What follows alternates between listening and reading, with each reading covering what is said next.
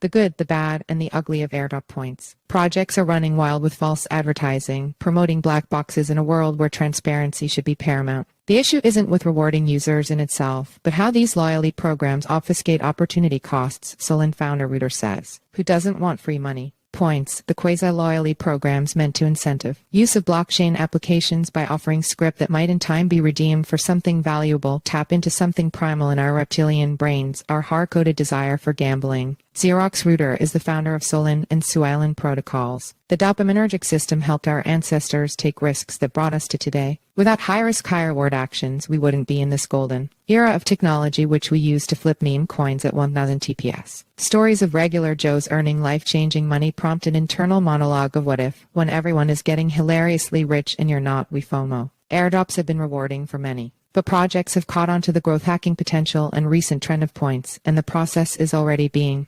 abused. Developers know what they're doing, we know what they're doing, they know we know what they're doing. Points today are predatory, lazy, and are really just gambling. See also, as crypto points farming grows, so does risk of vague promises. The history of incentivizing crypto adoption. To understand points, it's important to understand how they came to be. Liquidity mining was pioneered by Compound, a move which kicked off the DeFi summer of 2020. Lending and borrowing on Compound was incentivized via comp tokens. Soon, a dozen projects offered similar incentives with their own twist. One of them, SushiSwap, incentivized liquidity provisioning LP positions with its own token, Sushi, to vampire attack Uniswap, which hadn't yet launched its own governance token. This pressured Uniswap to launch UNI, which it did with a retroactive airdrop for early users. Some joked it was the stimulus for Ethereum since it was bigger than a COVID stimulus check. The widespread reach of the UNI airdrop was a huge catalyst for decentralized finance, attracting hordes of new users. This same process of airdropping tokens has been copied by numerous different protocols on numerous different chains since, with varying degrees of differentiation.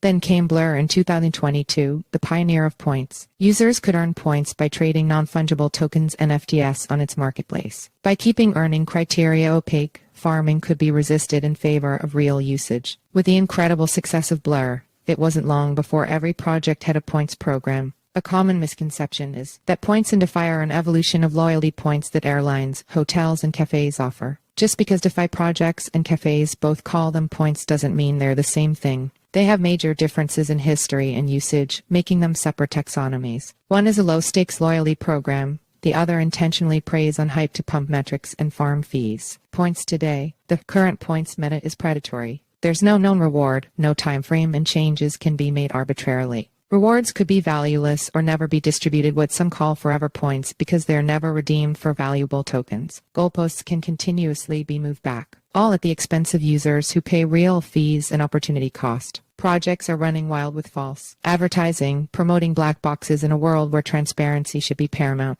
and they're pushing things beyond what the pioneers did. Blur launched their token within 5 months, but there are projects now that have been milking their users for over a year now. How points should be designed. The issue with points is not points themselves, but how they are being used to prey on users. However, it's possible to design a points program that is beneficial to both the project and users. The main changes that need to be made are disclosing rewards upfront, communicating a time frame, and committing. See also, Solana's biggest DeFi lender almost got wrecked. Solend, the project I founded, did this with Point Season 1, where a minimum rewards pool, which could only be increased, was disclosed, and a time frame was communicated. The rewards pool started with 100,000 SLND tokens and was later increased to include 100,000 Pyth, the governance token for Pyth Network, and 10 Tensorians, the NFT collection launched by Tensor, the leading NFT marketplace on Solana. Path forward. The path forward for points requires a commitment to transparency and fairness. By being upfront, projects can deliver the dream of transparent, decentralized finance rather than building the systems we took issue with in the first place. By prioritizing ethics, we can transform points from a speculative gamble into a useful tool for engagement, retention, and rewards,